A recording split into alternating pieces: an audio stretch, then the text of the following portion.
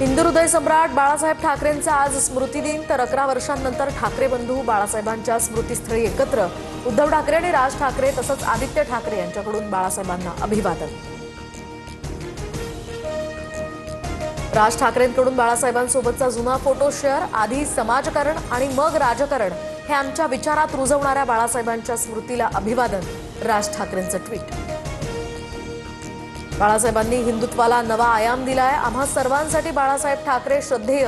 मुख्यमंत्री फडणवीसांकडून सुद्धा बाळासाहेब ठाकरेंना आदरांजली. नगर परिषदा आणि नगरपंचायतींसाठी उमेदवारी अर्ज भरण्याची मुदत आज संपणार. महाराष्ट्रातील 246 नगर परिषदा आणि 42 नगरपंचायतींसाठी 2 डिसेंबरला मतदान. मुंबई महापालिकेच्या अनुषंगानं आज भाजपची महत्त्वाची बैठक. महायुतीमध्ये जागा वाटपापूर्वी भाजपकडून तयारीला वेग. मुंबई कोअर कमिटीची आज संध्याकाळी 6 वाजता बैठक.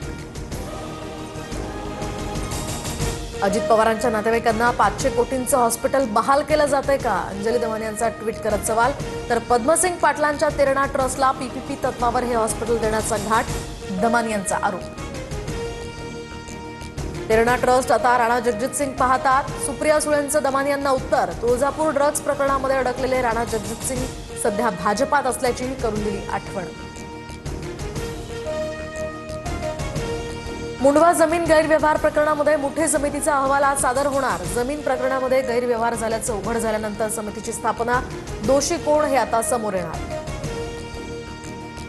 वनमंत्री गणेश नाईकांची पुण्यात बैठक. संख्या नियंत्रणात आणण्यासाठी बिबट्यांची नसबंदी करण्यावर चर्चा. मानवी वस्त्यांमध्ये बिबट्यांचा वावर वाढल्याचं या ठिकाणी समोर आल्यानंतर चिंताजनक स्थिती. लाडक्या बहिणींना ई-केवायसी करण्यासाठीची मुदत उद्या संपणार. 1 कोटींपेक्षा अधिक महिलांनी अद्यापही ई-केवायसी केली नसल्याची माहिती.